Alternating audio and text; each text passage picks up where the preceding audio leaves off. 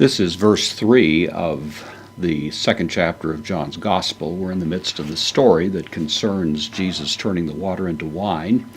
So far, Jesus has come to this wedding in Cana. He's arrived there, having been called there, we learn in the previous verse, along with whatever disciples he had summoned to follow him by this point. We're not clear who all they may have been, but some were certainly there.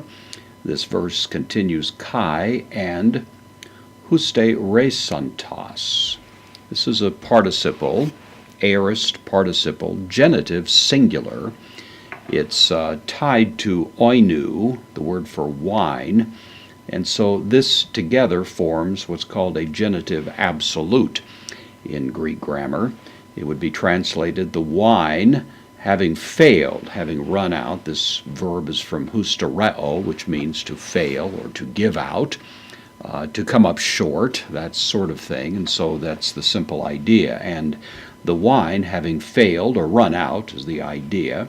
Then he mater, the mother, to Jesu, of Jesus, lege, third person singular of lego, I say, this is the mother of Jesus, says, prosauton.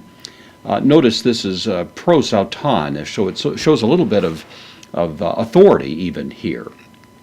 Normally, you would have the dative said to him, auto, but this is prosauton, says to him, and you get the feeling that there's a little bit of urgency, a little bit of force with this. It's slightly emphasized, be impossible to translate, but nevertheless, there's a subtlety there.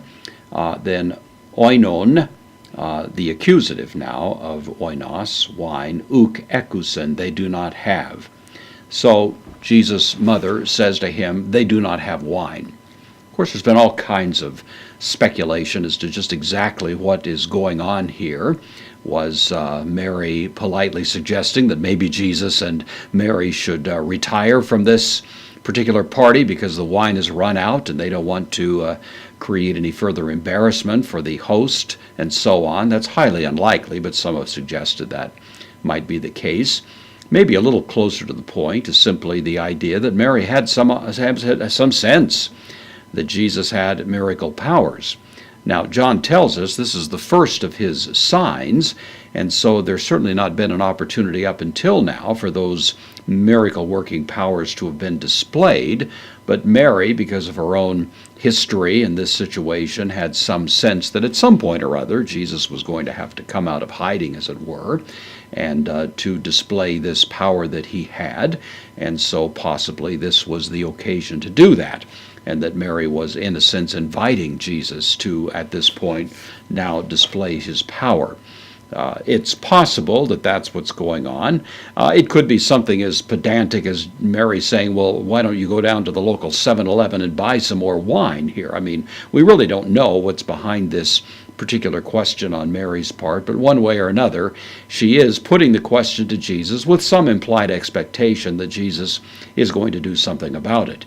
Interestingly enough, Jesus does something about it, but he does it so subtly, in a way that is so much under the radar that really nobody knows.